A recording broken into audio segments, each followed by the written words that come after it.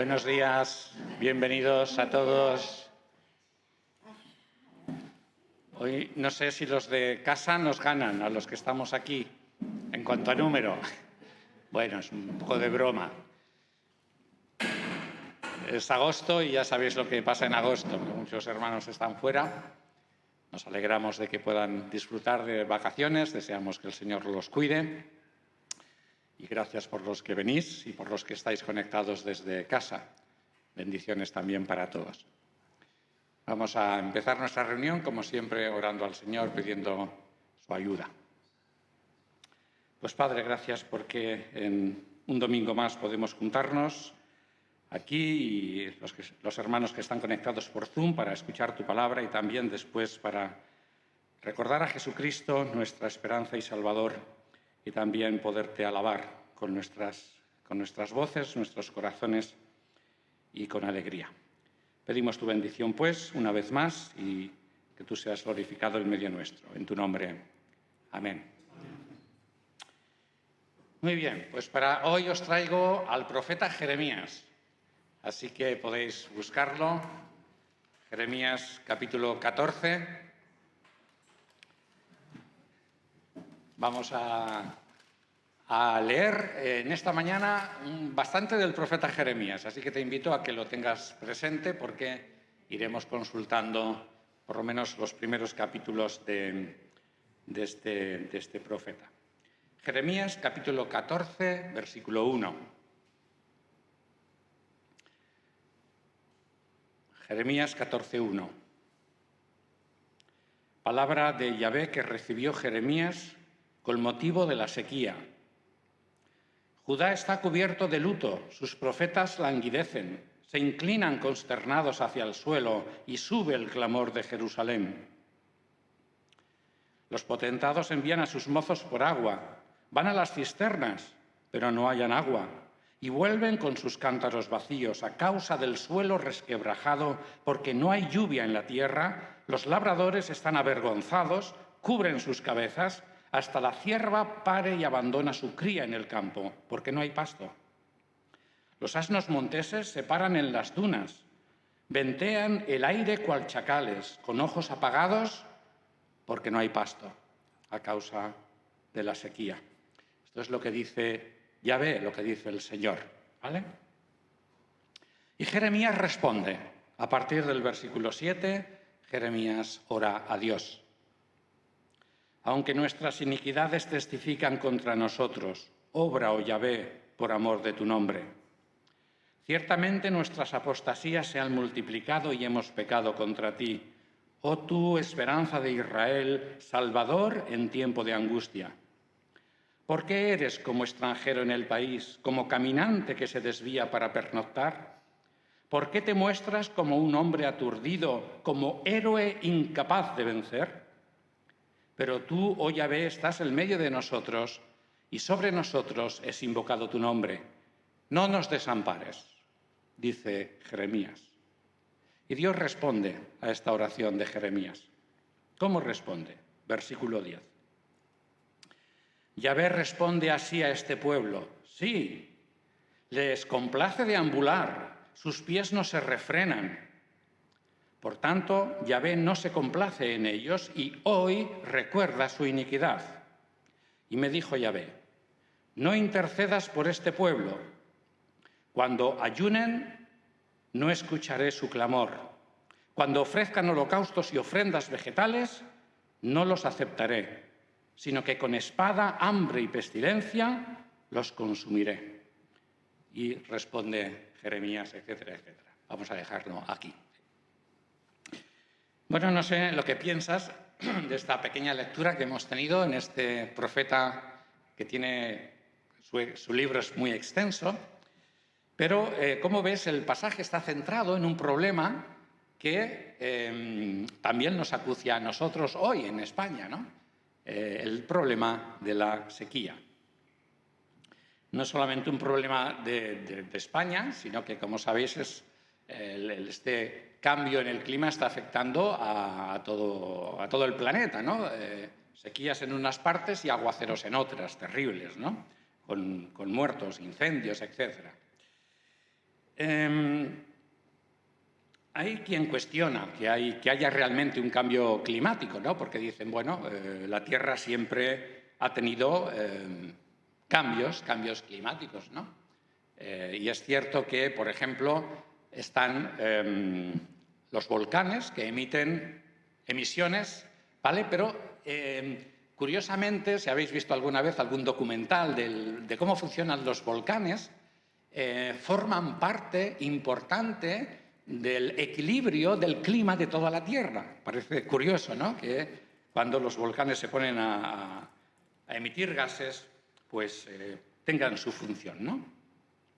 El problema es que el hombre, con sus gases también que exporta a la atmósfera, desequilibra el cambio de toda la Tierra. Y bueno, aquí, como siempre, ya sabéis que cuando ocurre algo malo es culpa de Dios. Es que Dios tiene la culpa, no interviene y nos deja así, ¿no? Bueno, yo no sé si tiene la culpa de los 3 millones de toneladas de plásticos flotantes que hay en los mares del mundo, ¿verdad? Eso es Dios el que ha echado todo el plástico en la Tierra.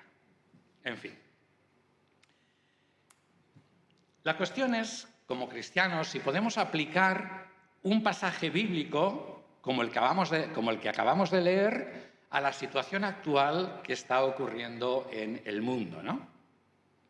Y para responder a esta pregunta, lo primero que tenemos que averiguar es qué pasaba en los tiempos de Jeremías, por qué había sequía, ¿no? ¿Cuál era el problema, ¿no? Y para ello tenemos que un poco tener una perspectiva de lo que estaba pasando. Jeremías fue uno de esos profetas de Dios. Ya sabéis que en la historia de Israel el Señor levantaba hombres y mujeres que transmitieran la palabra de Dios al pueblo. Y tuvo realmente un ministerio amplio. La extensión de su libro así nos lo indica, ¿no? Su ministerio duró unos 45 años. Y en los tiempos del profeta Jeremías, de lo que es la historia de Israel, nos encontramos con un momento histórico importante, porque de lo que era la nación de Israel, en estos momentos solo quedaba un pequeño territorio, que era el reino de Judá, el reino del sur, con la capital Jerusalén y el territorio de Benjamín. Y eso era muy poco terreno, ¿no? Lo que sí es importante destacar que se estaba manteniendo la dinastía davídica, ¿vale?, tal como Dios había prometido al pueblo.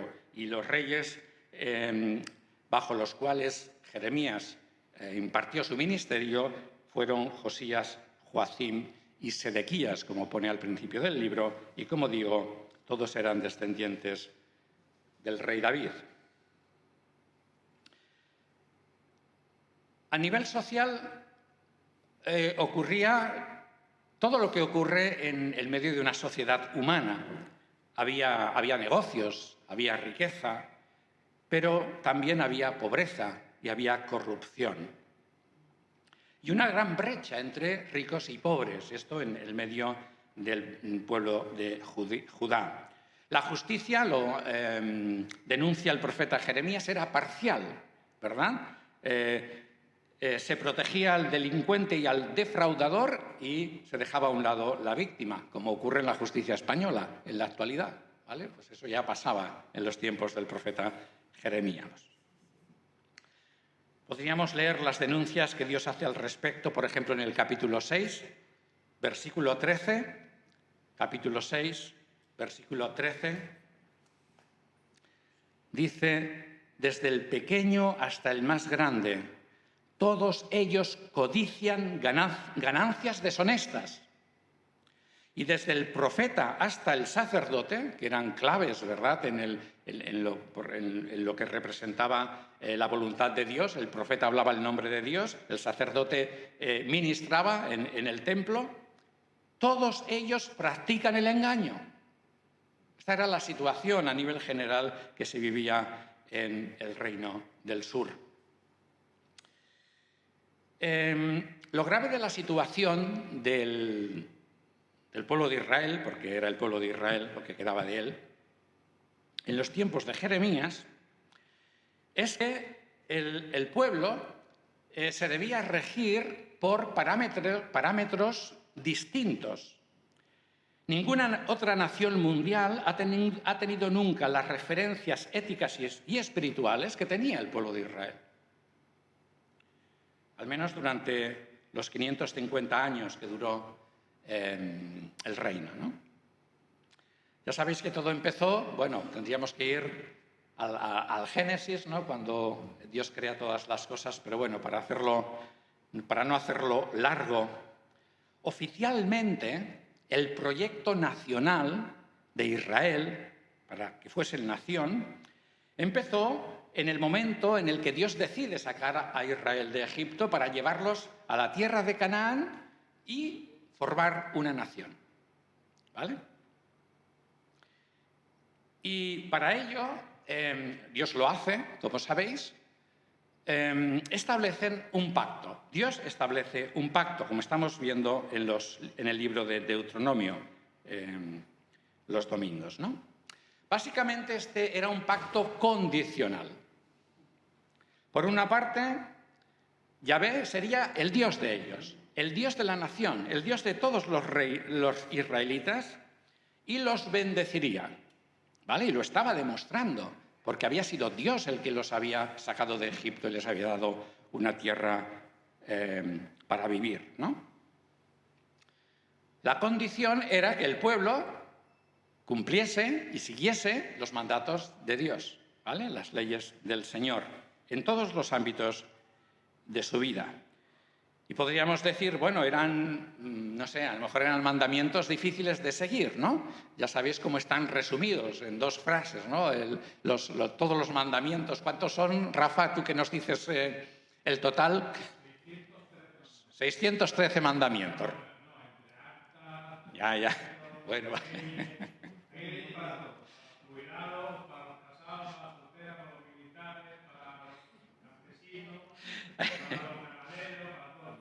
Bueno, está muy bien. Gracias por esa aportación, porque efectivamente abarcaba las necesidades de toda una nación, ¿no? Cómo aplicar justicia en unos casos y en otros, ¿no?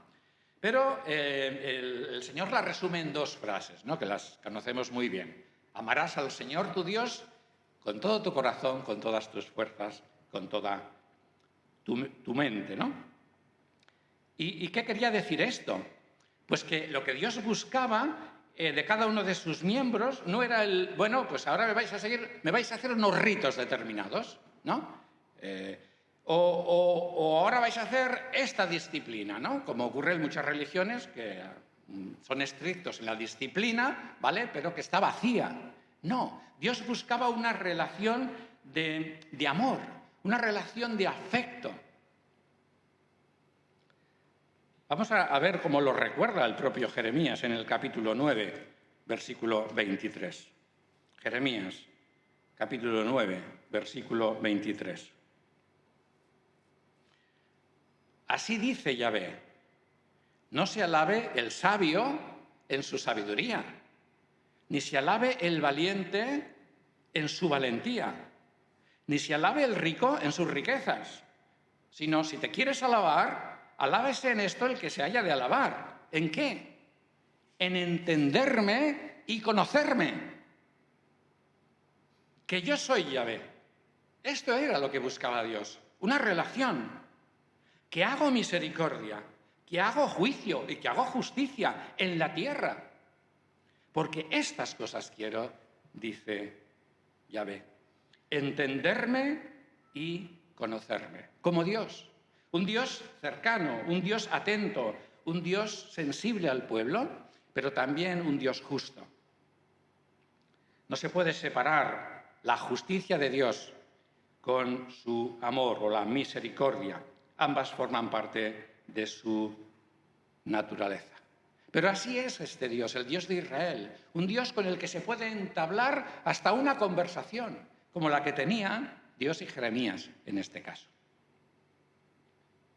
Un Dios que habla y escucha lo que le decimos.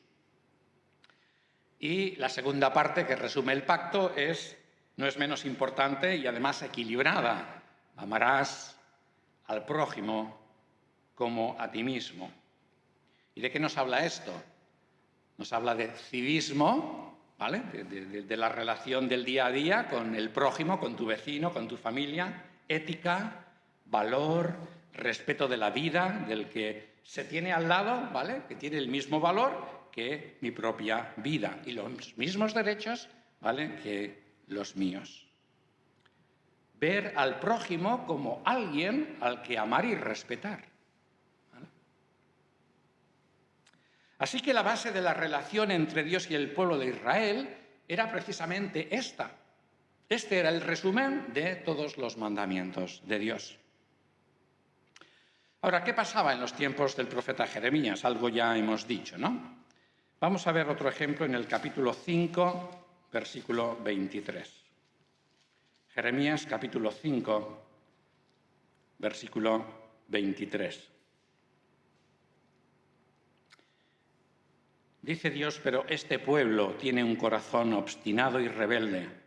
Han apostatado y se han ido. Y no dicen en su corazón, temamos ya a Yahvé nuestro Dios, aquel que nos daba las lluvias, las tempranas y las tardías en su tiempo, reservando para nosotros las semanas establecidas para la siega. Vuestras iniquidades han alejado estas cosas, dice Dios. Han alejado las nubes. Y vuestros pecados han apartado de vosotros el bien. Porque en medio de mi pueblo se hallan impíos. Acechan como acechan los cazadores.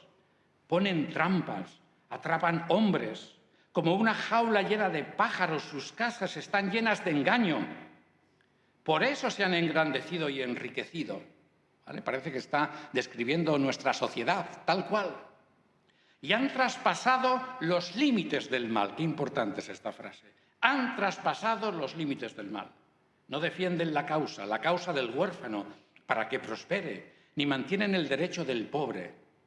¿Y no visitaré yo por esto?, dice Yahvé. ¿No se vengará mi alma de nación semejante? Cosa espantosa y horrible se hace en la tierra. Los profetas profetizan mentira y los sacerdotes gobiernan bajo su mano, están compinchados. Y mi pueblo ama eso, les encanta que les engañen. Pero, ¿qué haréis al final? Bueno, era obvio que el pueblo había roto el pacto. No era válido, porque mientras Dios sí que lo mantenía, el pueblo no lo hacía. Vamos a tener otra lectura en el capítulo 11, versículo 7. 11, 7. Porque solemnemente advertí a vuestros padres el día que les hice subir de la tierra de Egipto, amonestándoles desde el principio y sin cesar hasta el día de hoy, diciendo, prestad atención a mi voz. Pero no atendieron, ni inclinaron su oído. Anduvo cada uno en la dureza de su malvado corazón. Por tanto, he traído sobre ellos todas las palabras de este pacto, el cual mandé que se cumpliesen y no lo cumplieron. Y me dijo Yahvé, se ha hallado una conspiración entre los varones de Judá y entre los moradores de Jerusalén. Se han vuelto a las maldades de sus antepasados, los cuales rehusaron escuchar mis palabras y se fueron tras dioses ajenos para servirles. ¿Cómo es posible? La casa de Israel y la casa de Judá han quebrantado mi pacto, el cual yo había concertado con sus padres. Por tanto, así ha dicho Yahvé, he aquí que yo traigo sobre ellos un mal del que no podrán salir, y clamarán a mí, entonces sí clamarán a mí. Pero entonces, en ese tiempo, yo no los escucharé. E irán las ciudades de Judá y los moradores de Jerusalén, y clamarán ¿a quiénes? A los dioses, a quienes queman el incienso, los cuales no los podrán salvar en tiempo de su angustia. Esta era la realidad de Israel.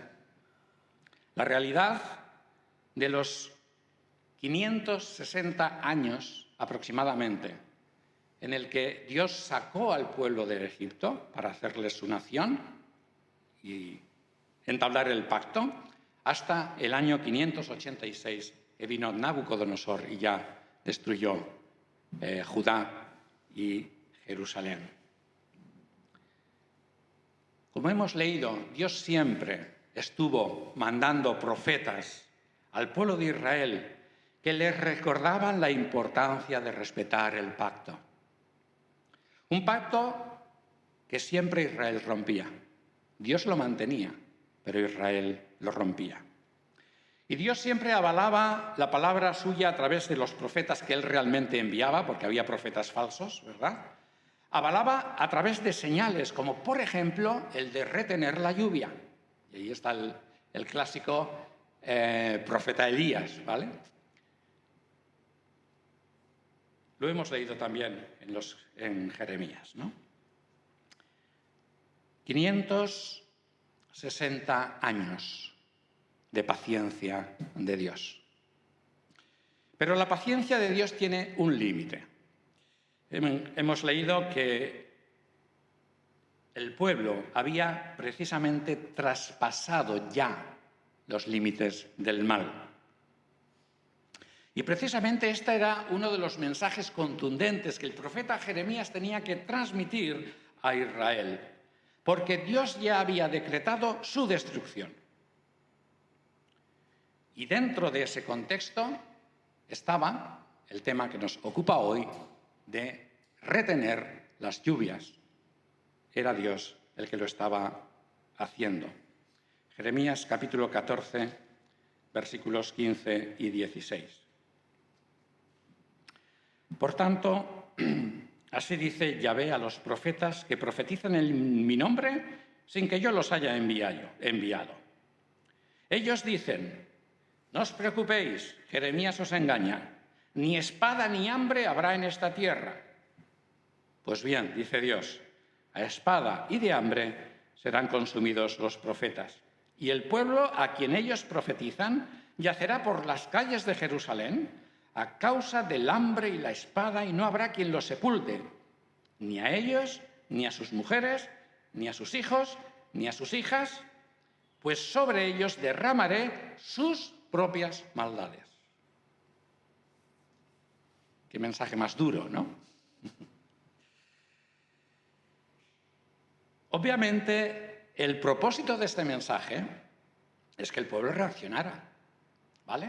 Era, por así decirlo, ya el último cartucho de Dios, porque su paciencia o su misericordia se acababa como el tiempo de la lluvia. Bien, pues esto es a grandes rasgos el motivo por el que no llovía en los tiempos del profeta Jeremías. Era la acción de Dios sobre la lluvia para que el pueblo, de alguna manera, viese que necesitaban al Señor y volviesen al pacto. Ahora bien, preguntábamos al principio si nosotros hoy podemos aplicar este pasaje a lo que está ocurriendo en nuestra situación actual, ¿no? ¿Qué hacemos con nuestra sequía? ¿Podemos aplicar esta palabra a nuestra situación? Bueno, la respuesta es sí y no. Sí y no. En los tiempos de los profetas, cuando Dios usaba precisamente para avalar su palabra a través de ellos esta señal, ¿no? Cuando no había lluvia, los profetas podían decir: porque el Señor no la manda, a causa de estos pecados, etcétera, etcétera, volver al Señor, ¿no? Era Dios el que actuaba directamente sobre el clima. Obviamente, como ya hemos visto, este pacto está roto, no sirve más. Pero hay un pacto anterior, ¿vale? Anterior a este que hizo con el pueblo de Israel. Dios tiene un pacto con la humanidad. Y lo encontramos descrito en Génesis capítulo 8 y versículo 22. Génesis capítulo 8 y versículo 22. Este es el pacto que Dios tiene en vigencia hoy, con toda la humanidad. Génesis 8:22. Durante todos los días de la tierra no cesarán la siembra y la cosecha, y el frío y el calor, el verano y el invierno, y el día y la noche. Y podemos observar cómo este pacto de parte de Dios se cumple de forma maravillosa e increíble. Nuestro planeta sigue dando vueltas, y es importante que no se pare, que sigue dando vueltas. Sigue funcionando, sigue respetando los ciclos de la vida, del clima, etcétera, etcétera, ¿no? En ese viaje yo siempre le digo al Señor, gracias por esta nave espacial, porque estamos de viaje, ¿vale? En medio de la galaxia y en medio del universo. Está todo el movimiento, gracias a eso se mantiene la vida, ¿vale? Y estamos de viaje. Y aquí en esta nave maravillosa tenemos todo lo que necesitamos para ese viaje. Ahora, ¿quién está alterando este pacto de Génesis? ¿Quién lo altera? De nuevo, el hombre, con su ambición depredadora, no solamente negando a Dios, sino haciendo lo que ya sabemos, ¿verdad?, con las consecuencias que esto tiene para la vida del planeta, influyendo para mal, contaminando, sin importarle absolutamente nada. Noticia de esta semana pasada. Cumbre presidencial de la Amazonia. No sé si estuvisteis investigando detrás de esta noticia, ¿no? Cumbre presidencial de la Amazonia en la ciudad de Belén. Belén de Brasil. 8 y 9 de agosto. Objetivo de la cumbre. Esta cumbre busca asumir compromisos políticos de alto nivel para revertir el deterioro acelerado de la Amazonia y trabajar para su restauración. ¡Oh, qué frase! ¡Qué bien! ¡Qué bien suena esto!, ¿no? Conclusión de la cumbre. La cumbre finaliza sin acuerdos ambiciosos para acabar de una vez por todas con la deforestación del Amazonas. ¿Y esto por qué? Hombre, hay muchos intereses en juego, hay mucho dinero sobre la mesa. Del Amazonas, vamos, es que se puede sacar, ¡buah! El dios dinero tiene muchos seguidores en el mundo, tiene muchos adoradores. Pero cuidado, es un Dios que destruye vidas y destruye el planeta.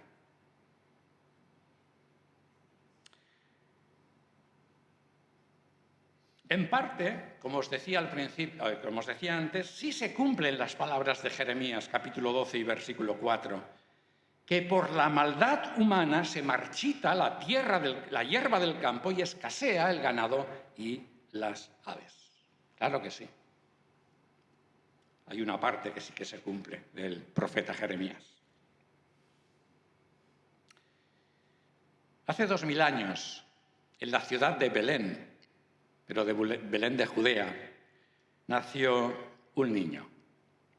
Un niño que de mayor tenía el control de los vientos y el mar. A su palabra, las tempestades se paraban. ¿Quién sabe su nombre? Jesús. Jesús. Y Jesús lo que hace es algo extraño. Humanamente hablando, en la revelación bíblica no. Porque Él en la cruz lo que hace es asumir la justicia de Dios. La ira de Dios por nuestra maldad. Porque Dios es misericordia por un lado, pero también es justo. Y entonces esa maldad la asume Él muriendo a nuestro favor en la cruz del Calvario. ¿Para qué? Para darnos una nueva oportunidad, un nuevo pacto en su sangre. ¿Y de qué nos habla ese pacto? Ese pacto nos habla de vivir la vida bajo la perspectiva de Dios, vivirla ya, aquí.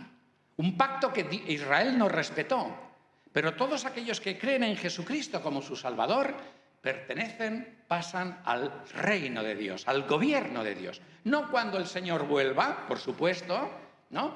Lo tenemos ya en nuestras manos. El vivir bajo la perspectiva del nuevo pacto en la vida del Hijo. ¿En qué se basa ese nuevo pacto? Pues en el amor, ¿vale?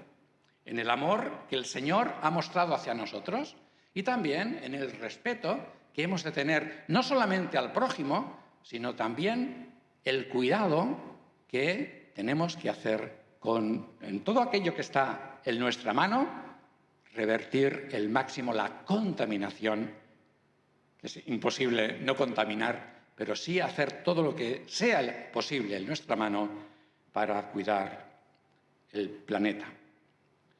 Todavía hoy Dios nos da la oportunidad de vivir precisamente bajo el parámetro del gobierno de Dios, reconociendo que sin su ayuda no podemos vivir una vida equilibrada en este maravilloso planeta, a pesar del pecado.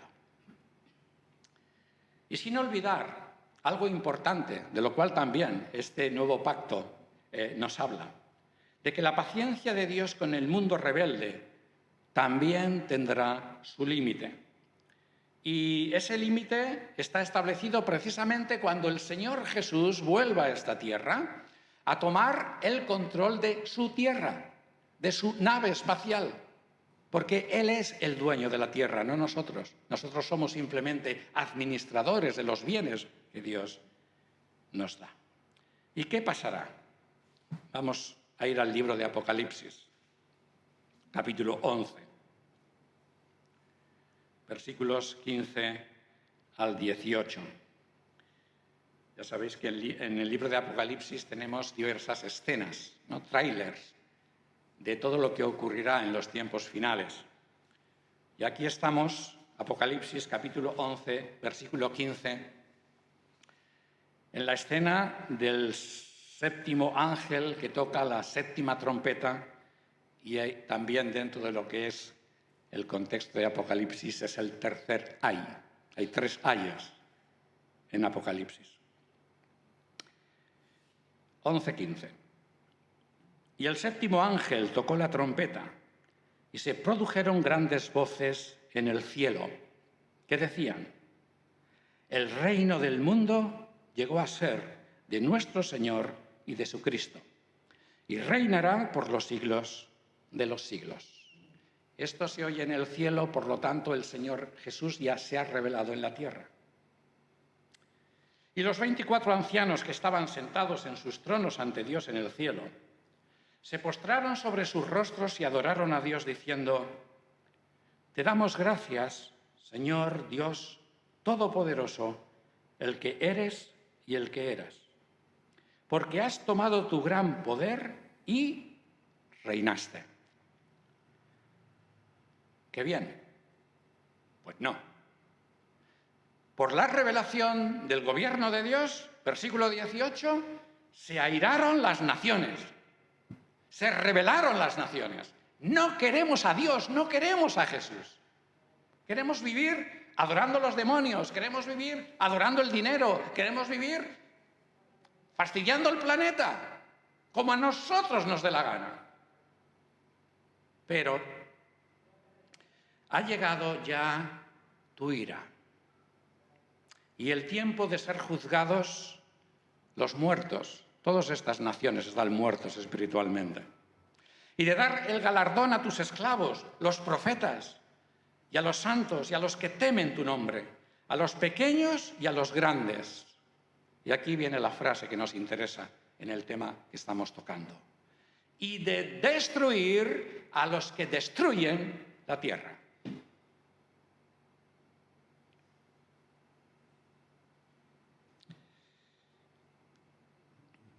También va a haber un castigo especial para los que destruyen la tierra, porque la tierra es de Dios. Se recoge este aspecto que muchas veces lo olvidamos.